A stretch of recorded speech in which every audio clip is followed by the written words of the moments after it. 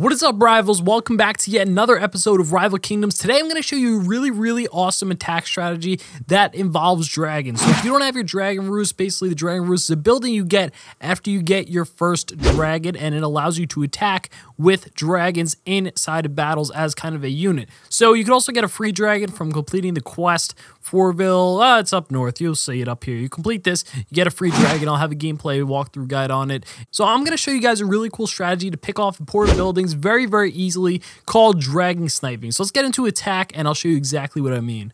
Alright, here we go, guys. This is a great base for me to show you guys this attack strategy called dragon sniping. So basically, in case you guys don't know, these true portals and kingdom portals give you mana. So you really want to kind of destroy them all as soon as possible to get the mana so you could use your ancient spells and do tons of damage. But it's a little bit difficult when they have them spread out all over the place because you don't want to really spread out your troops that much. But what you can do, you could actually send out your dragon, and since we can control our dragon, we can use it to attack each of these portals and then go on to the other one. So we're going to send out our dragon over here, and it's going to start attacking this kingdom portal. Now, as soon as it's done, you want to get ready to move it. So you're going to get your hand on it as soon as the health gets low for the building. So it's about to get low, and then we're going to send over the dragon to the next portal. You want to try to avoid anything that could shoot it, such as watchtowers, sky watchers, anything that could shoot down dragons or air support. So this is basically the strategy right here. This way we can rack up all the mana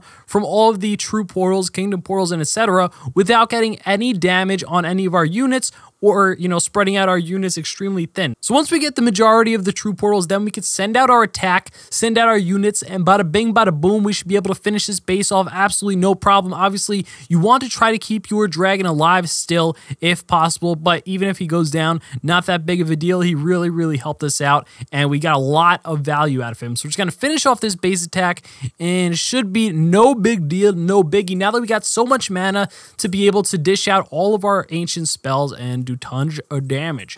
So believe it or not, despite being the first dragon you actually get, and it's a free dragon, so every single one of you guys is going to be able to get him no matter what your luck is, how bad your luck is in terms of getting ancients. So the reason I like Foreveil so much, let's start off the attack here, and the reason I like him so much is his DPS is actually a lot lower than the other dragons. So this means it's going to give us more time for him to attack these buildings while his dash or his movement skill is recharging. So this means it will be able to recharge by the time he's finished destroying this building, or if not, he'll almost have another charged up. So right now we already have one. We start with one charge, and we're about to get our second, and we should get it before we defeat this second building. So that's exactly my point. We're charging up our third charge now. So now at any point, we could just go over to these next buildings here, but you want to try to avoid these buildings that shoot air units, like I said, if possible. So we're going to go up here to this one up here. But the other good thing about Foreveil is that he actually freezes. So even if we did decide to hit